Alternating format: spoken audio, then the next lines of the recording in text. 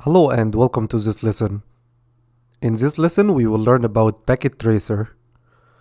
Packet Tracer is a tool provided by Cisco. This tool will allow us to build a virtual labs in order to learn how to do commands, how the packet will be forwarded between devices. Packet Tracer is a free tool and it can be downloaded from a website called netcade.com. This is a Cisco website. So we can download, install Packet Tracer in those 5 steps. First, we need to create an account on netcade.com. Then we will receive an email. We can click on that email and click on activate your account. We can log in back to Netcade using our credentials. Then we can navigate to resources, download Packet Tracer. We can download the package that is suitable for our operating system, installing Packet Tracer, and then log in with our account. So after we download and install Packet Tracer, we will see a screen similar to this one. We have to log in here with using our account, or we can continue as a guest, and we can continue as a guest for up to 5 times, I believe. After we download, install, and open Packet Tracer, it will look like this. So let's ask a question here. Is Packet Tracer a GUI based or CLI based software? And the answer, it is a GUI based software. As you can see here, we have some shapes. We can drag and drop some items. So it is a GUI based software. We will take a quick look at Packet Tracer. Packet Tracer in general is very useful and very good tool for CCNA, but the downside of Packet Tracer, it doesn't support all the commands. So you can learn about new commands, try to do those commands in Packet Tracer, and those commands will not work because Packet Tracer doesn't support it. Here it becomes so confusing. You will think that those commands are wrong. So let's open Packet Tracer and see how can we build our lab. The first option here we have is select. We have inspect, delete, resize, and place notes. Right here we have the options to choose the devices that we wish to use. So we can use network devices, end devices, components related to the IoT, Internet of Things. Here we have the connection, what cable we need to use between the devices. So we can click in devices. We have routers, switches, we have hubs, wireless devices, we have security devices, and WAN emulation. So let's drag one of the devices. Let's drag one switch, drag it and drop it here. And then we can go to connections, choose the type of cable we need. We can choose that option, which will automatically choose connection type. So what is the connection should be between two switches? And the answer, it should be crossover, right? So as you can see, the straight through is right here and it use that straight line. The crossover use a dashed line. So when we choose automatically, choose connection type. As you can see here, it's a dashed line, which means it's a crossover cable. You're probably not gonna see this circle right here, this amber circle, but you can enable it from options, preferences, and choose this box here. Always show port labels in logical workspace. This will indicate if the interface is up or down or shut down. So we can see a label with a red circle, green circle, and amber circle. Red mean the interface is shut down. Green mean the interface is up and running. And amber light means the interface is up, but there is a problem with the configuration. When we started our lab, we saw it was amber light and it was amber light because of a protocol called spanning tree protocol. We will learn about this protocol. So we can use one of those options here if we wish to use it. So we can draw a circle, outline, fill color. We can select one of the colors and then draw the circle. So let's delete that. We can click Ctrl Z, and Ctrl Z will undo. So we deleted our switch by mistake. We can click Ctrl plus Z in order to return it back or undo that. Or we can click here also, which is undo, redo. So let's delete our circle here. We can also type some notes in order to understand or know more about our network. We can say this will be our main switch, for example, and we can place this note nearby the first switch here. So this note will help us to understand what we mean by our switches here. So let's delete that. If you're probably not gonna see also the switch name here. If you wish to show that name, you can go to Option Preferences, and from here we can show device label name, and also we can show the model name. We can also do some modification to our font from that option here, and also we can do a change of our CLI colors. So this is option related to our router switches, and this is option related to our PC.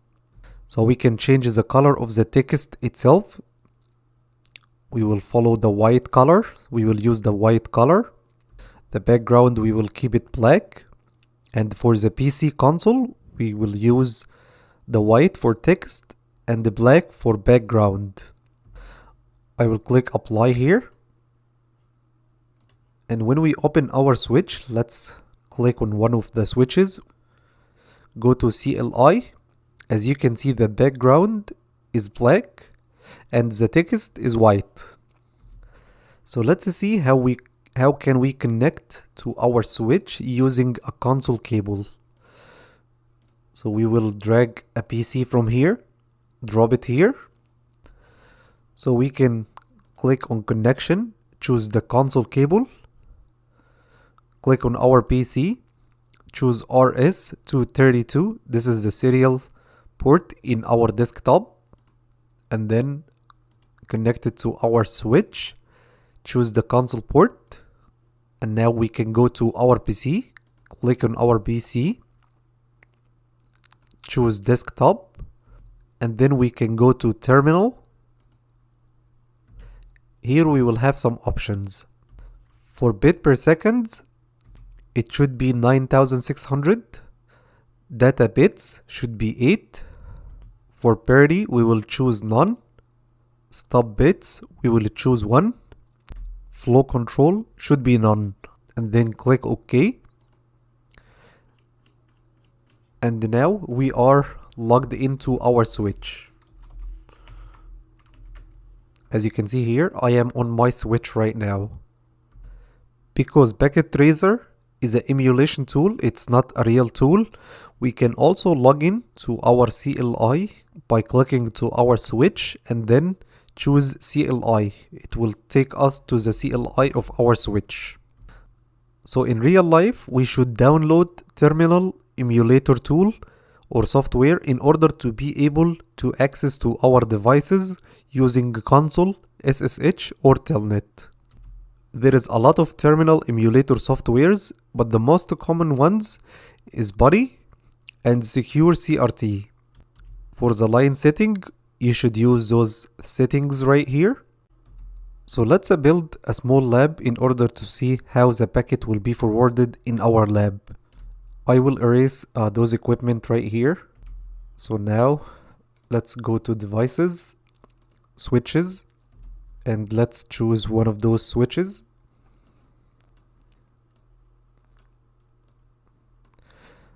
Let's connect them.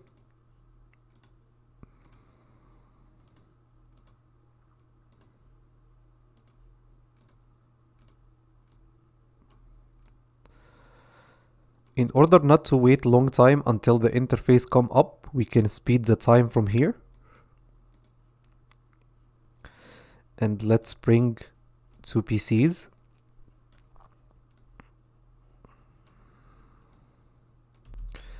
Let's connect them.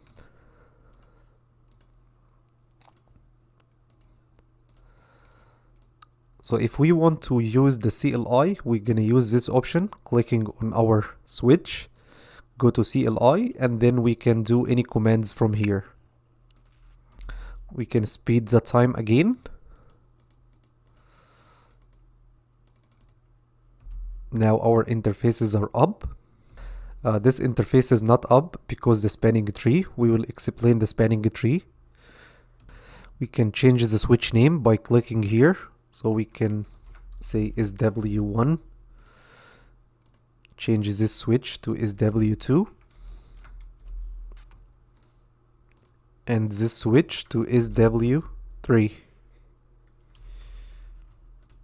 We have PC1, PC2. After we build our lab, let's copy the information of each PC and put it as a note on top of each PC. To do that, we're gonna click on PC1, IP configuration, IP version 4 address. Let's copy it. And then we're gonna click on note, click here, and we can simply click Ctrl and V. We need to get the MAC address also for PC1. So we're gonna click on inspect, port status summary table, and then we will copy the MAC address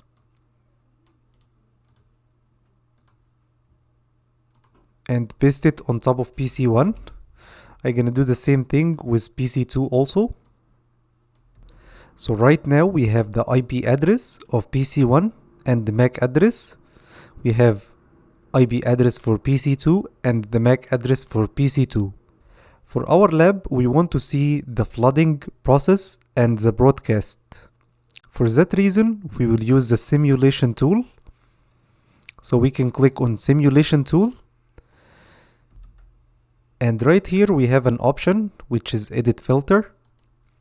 Edit filter allow us to see a specific messages go between devices. For example, I did uncheck all those boxes, but let's check a box for STP for spanning tree protocol. Let's reload the devices to see what will happen after we checked the box for spanning tree protocol. So let's click on play, speed up the time. As you're gonna see here, spanning tree protocol will start to send a lot of messages, which will be kind of confusing for us. For us right now, we want to monitor the ARB and ICMP.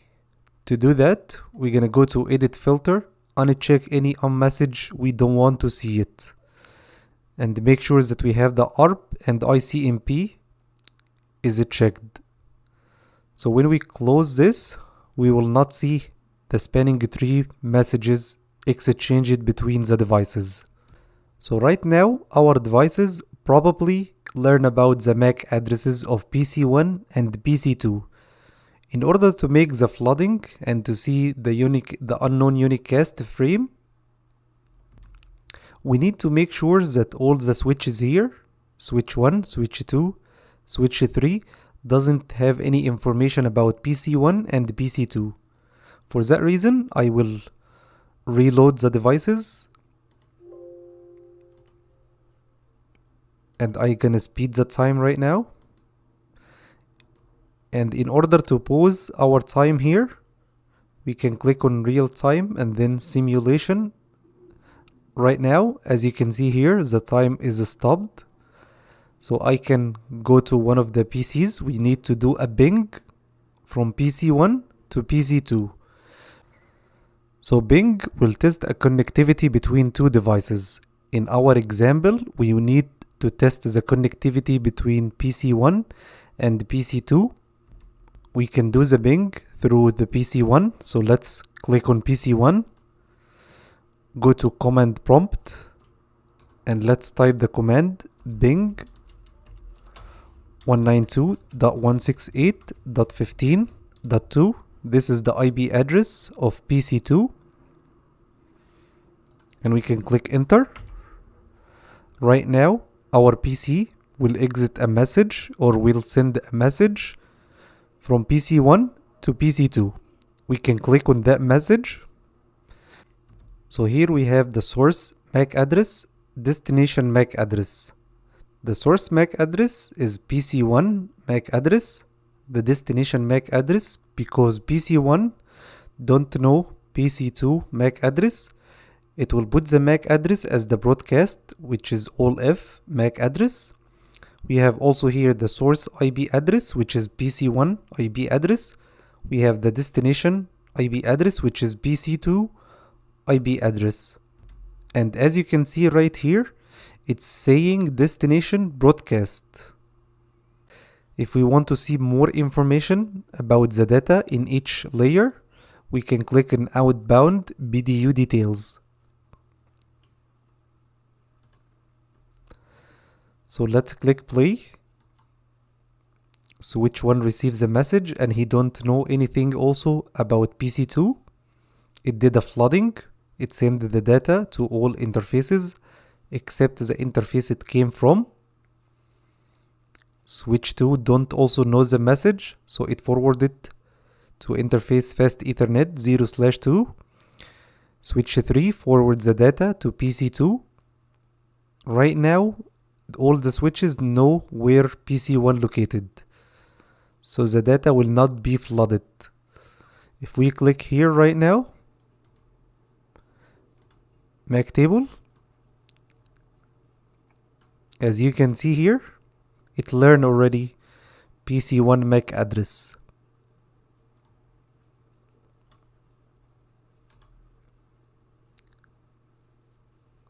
As you can see right now, our switches learned about the MAC addresses and it doesn't do any flooding anymore.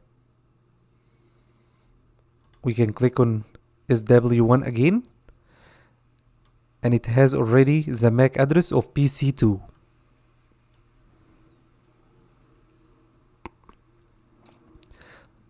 So Bing command will send 4 packets, so we don't need to see the rest of the packets.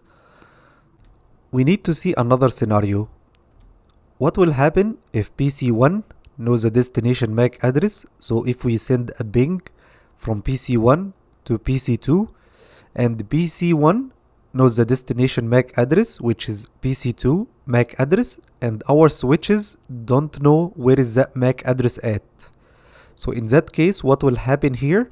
That PC1 will send the data with the source MAC address, PC1 MAC address, destination MAC address, PC2 MAC address. And our switches doesn't know where is that MAC address at. So we can click on simulation mode. We can go to our switch.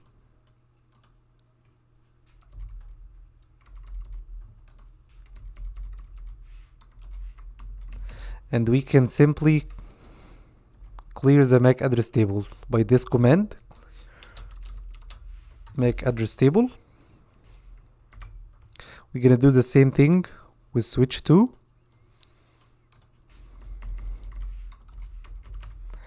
Enable clear MAC address table. Switch 3. No. Enable clear MAC address table. So let's do another Bing. So right now, PC1 knows about PC2 MAC address. Our desktop use something called ARP table, and it saved the MAC addresses inside that ARP table. We will talk about the ARP table when we reach the layer 3 lesson. But let's do the ping right now. Ping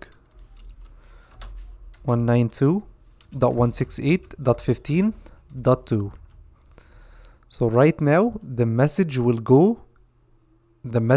exit out PC1 with a source and the destination MAC address. We can click in our PC1, and as you can see here in layer 2 we have the source and the destination MAC address. But right now our switches don't know where is that MAC address live. So let's play that. It arrived to our switch with the source and the destination MAC address.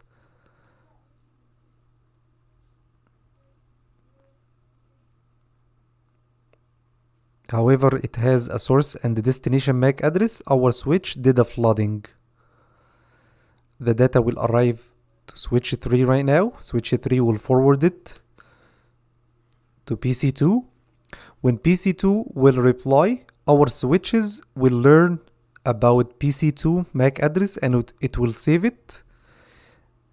And the next message, our switches will know how to forward the data correctly to that MAC address or to PC2.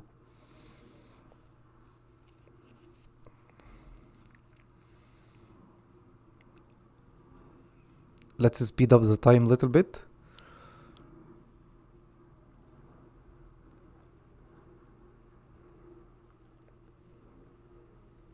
Right now the switches learn about the MAC address and saved it on the MAC address table, so they will not do the flooding again.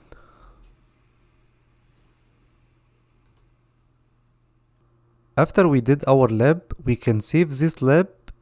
So we can click on File, Save As, and we can save it in our desktop if we want to get back and start to practice our lab again.